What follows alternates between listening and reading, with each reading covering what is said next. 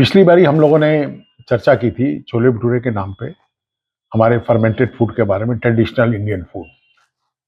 Target था bone health. इस विषय पे हम आगे चर्चा करेंगे, पर मैं यही आपसे कहूंगा कि अगर आपने चैनल सब्सक्राइब नहीं किया तो आप कुछ इस सीरीज में, क्योंकि ये 3 4 5 की हो सकता है सीरीज हो, इसमें हम आपको काफ़ी कुछ बताएं कि कैल्शियम की कैसे प्रॉब्लम आ रही है और क्यों हो रही है। तो आप एक तो चैनल सब्सक्राइब कर लीजिए और अच्छा रहेगा, ये कंटिन्यूटी बनी रहेगी इस इन्फॉर्मेशन की जो मैं आपको डिग आउट करके दे रहा हूँ। तो हमने बात की थी कि कैल्शियम अब एक बड़ा इंपॉर्टेंट चीज है कि हमारे देश में खाने में कैल्शियम बहुत होता है, लेकिन फिर भी हम कैल्शियम डेफिशिट है। क्यों है? अब ये बात मुझे एक जगह और प्रॉब्लम हुई थी कि किसी ने कहा कि वेस्टर्न कंट्रीज में हम 500 मिलीग्राम कैल्शियम का टारगेट रखते हैं, इंडिया में हम 1000 से ऊपर का रखते हैं। क्यों?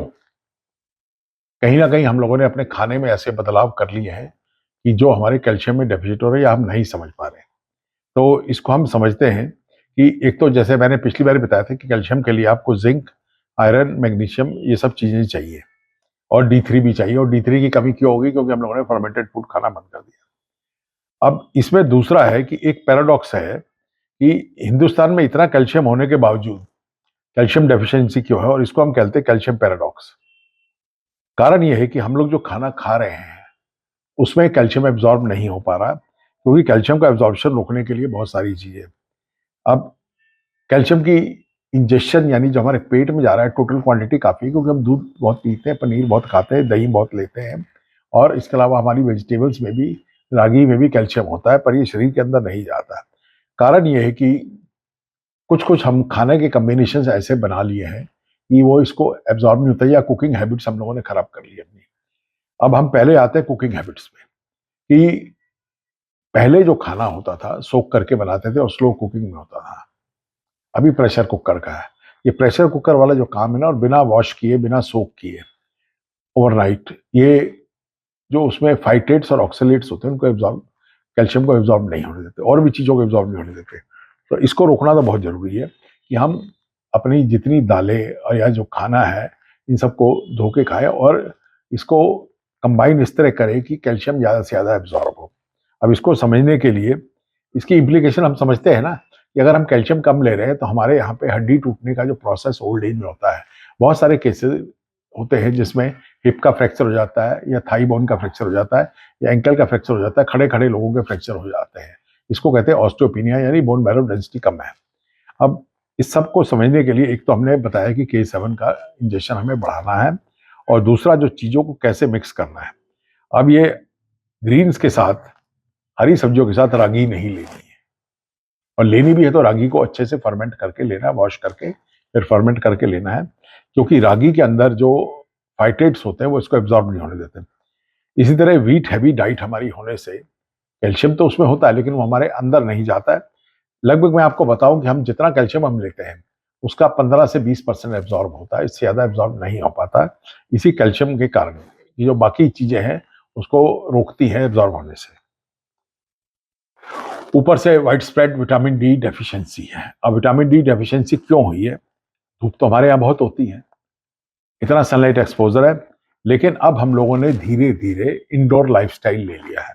घरों के अंदर ज़्यादा रहते हैं, बाहर कम रहते हैं, और बाहर भी रहते हैं तो हम एसी में रहते हैं, और या हमारे कपड़े कुछ इस तरह के हो गए कि हमारी जो यूवी रेज जो होती थी, जो विटामिन डी बनाती थी स्किन में, वो सारी की सारी ब्लॉक कर दी हमने। टिंटेड गाड़ियों में बैठते हैं, कपड़े इस तरह के होते हैं। तो फिर इसमें एक और आ गया कि जो पोल्यूशन इतना हो गया है एयर में, जो डायरेक्ट सनलाइट आपके आनी थी वो नहीं आ पा रही है, तो जो रेज मिलनी चाहिए थी इसको रेज करने के लिए वो नहीं हो पा रही, और क्योंकि विटामिन डी नहीं हो रहा, कैल्शियम जो बोन्स हैं वो कमजोर हो गई हमारी, वो होती जा रही हैं। अब इसको रोकना जरूरी है। K2 तो मैं आपको फिर रिमाइंड करा रहा हूँ कि फर्मेंटेड फूड से आपके पास आएगा, और ये आपको करना है, इसको किसी भी तरह करना है। लेकिन बाकी चीज़ों के लिए आपको डाइटिशियन से बात करके अपना जो खाना है उसको ठीक करिए।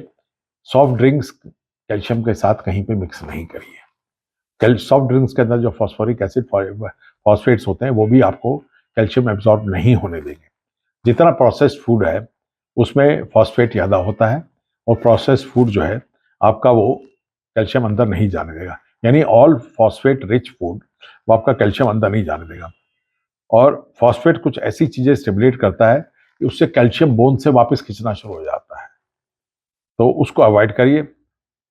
फिर रिफाइंड ग्रेन्स, पहले भी ऑब्जेक्शन कर चुका हूं, फिर कर रहा हूं मैं, कि रिफाइंड ग्रेन्स नहीं खाने हैं, रिफाइंड ऑयल्स नहीं खाने हैं, रिफाइंड शुगर नहीं लेनी है। ये सारी चीजें कैल्शियम के एब्जॉर्प्शन को रोक रही हैं और एक मेटाबॉलिक चेंज करती हैं बॉडी में, जिससे कैल्शियम जो है अपनी सही जगह पे नहीं जाता। अब उसमें क्या होता है कि हमारी बॉडी में एक बहुत बड़ा स्टोर है कैल्शियम का, वो है हमारी हड्डियां।